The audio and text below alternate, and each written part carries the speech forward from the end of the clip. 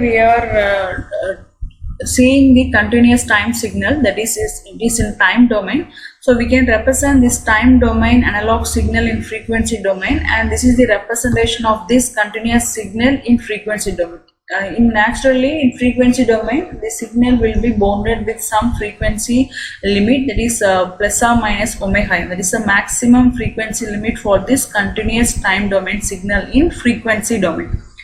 So now we'll see the sampling process in diagrammatic representation. Here we are having one analog signal.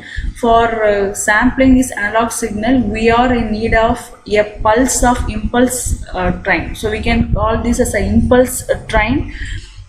And for getting this impulse train, we all know the function of impulse signal. So it will be having value only at time t equal to 0. So if you want to get this impulse train, we have to delay that impulse signal, unit impulse function on both sides. It means we have to delay that impulse signal, and also we have to advance that impulse signal with the time period of ts.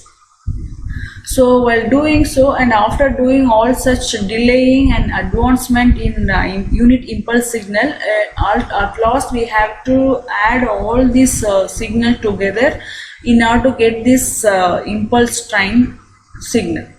So likewise we are getting this impulse train. So after this impulse train, we are going to multiply this with analog signal. So we can say sampler is nothing but a multiplier. It is going to multiply this original signal with the impulse train.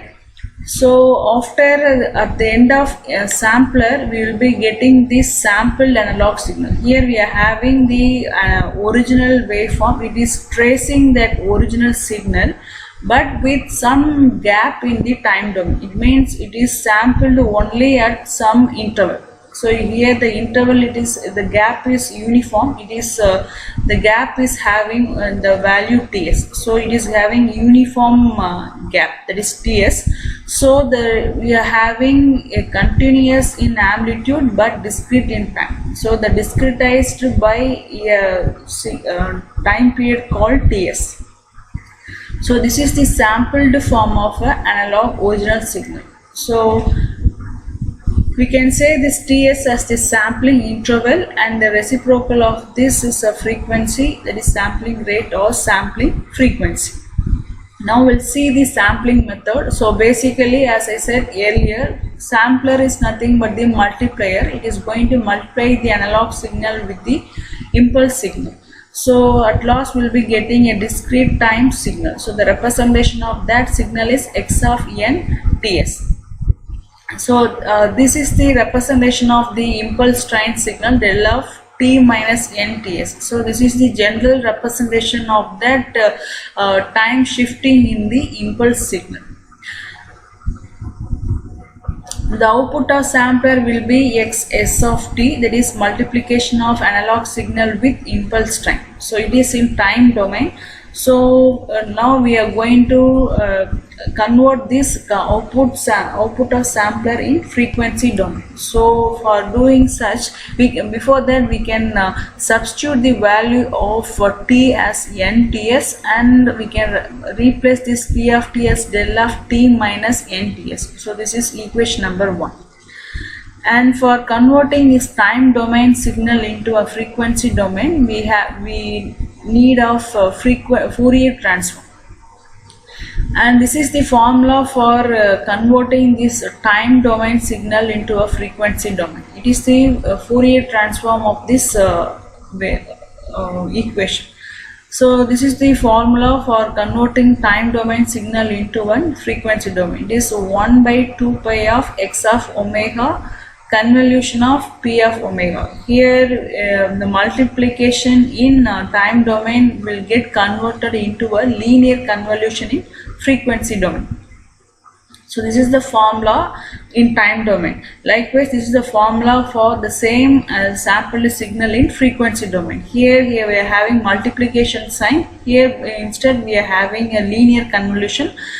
In addition to that, we will be having a 2 pi in the denominator. This is the difference between time domain and the frequency domain representation of this sampled output.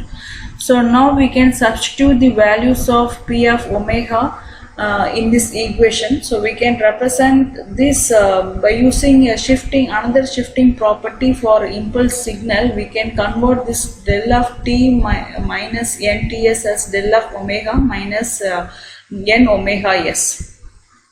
So here we are having TSO, we can represent that as 1 by 2s Ts into del of omega minus n omega s. So this is the representation of P of omega in a frequency domain. So at last we will be having this equation. This is 1 by Ts into x of omega minus n omega s. This omega we are representing in waveform as omega m, that is maximum frequency. So at last in equation we are having two frequency. One is analog signal frequency, that is maximum frequency, and another one is sampling frequency. So now we are going to expand this equation with respect to time value of n. So now we are going to substitute the values of n starting from 0. So suppose if you are going to consider n as 0, the equation will be of x of omega, and for value of n equal to 1, the equation will be x of omega minus omega s. So for n equal to 0, in this waveform we will be having only omega. So the omega is here we are representing as omega m. So the obviously in frequency domain it will be bounded with some frequency limit. So this omega m will be having plus as well as minus omega m. So for n equal to 0, we will be having omega s minus omega m. So now we'll consider that we'll take only these two waveforms for n equal to 0 and n equal to 1.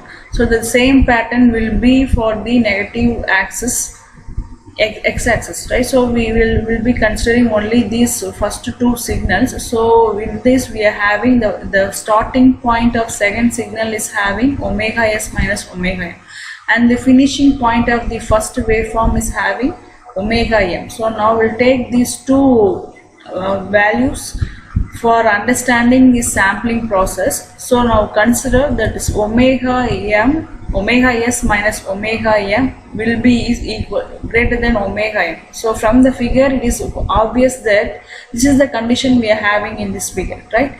This omega s minus omega m is greater than omega m in this figure. So and for this, from this condition we can get the value of omega s as greater than 2 omega m, right? So for this condition, what we are having, what is the inference we are getting from this condition is we are having the presence of some gap in between these two waveforms. So this gap we are calling that as a guard band or transition band. And also we are not having any overlapping of these two waveforms. So this is the condition we are not having. The main thing is we are not having any overlapping of these signals, and we are having gap between these two signals. Not only these two signals, for the entire region, that is from minus infinity to plus infinity, the same thing is going to happen. So we are taking only these two waveforms, and for this condition we are having no overlapping, and also this sampling frequency is greater than twice the maximum analog signal frequency component. So this condition we can say as the oversampling. It means we are not having no possibility for overlapping, and we are having some gap between these two waveforms. So this type of sampling we can call it as a oversampling. So next, suppose if you want to remove this gap between these two waveforms, what will happen? We will be getting the waveform like this. So after removing this transition band, we will be having the continuous waveforms. So here at this point, this omega m will be equal to omega s minus omega m, because we have removed this one and we have joined this one. So here the waveforms are having a meeting point. So at this point we are having both this wave frequency element will be equal. So we can take this condition as omega s minus omega m is equal to omega m from this waveform. So the value of omega s will be equal to 2 omega m. It means this is the condition of Nyquist rate. So for this Nyquist rate, what the inference we are getting is we are not having any transition band between the waveforms, and also we are not having any overlapping of signal. So this is also an encouraging sampling. So this kind of under this condition too, we can do a sampling without any overlapping of signal. So this type of sampling we can call it as critical sampling, and this condition we are calling as oversampling, and here we are calling this critical sampling. It means at least we have to maintain this condition. So if you are going to maintain, if the omega s is going less than twice the omega m, what will happen? This sampling we can call that as a undersampling, and it is not advisable in sampling process. So we have to avoid such undersampling. So that undersampling is going to create one problem called aliasing effect, and it is not advisable in sampling process. So it leads to some loss of information in a signal. So that we are calling that as a aliasing effect. This is a disadvantage in sampling, undersampling. So that we are keep on insisting that at least we have to maintain this sampling frequency as twice of maximum frequency component. If not so, we will be having losses in the message signal, the information in the message signal. That condition we are calling as undersampling. So in undersampling, that loss of information we are calling as aliasing effect. So we'll discuss that aliasing effect in another forthcoming video session.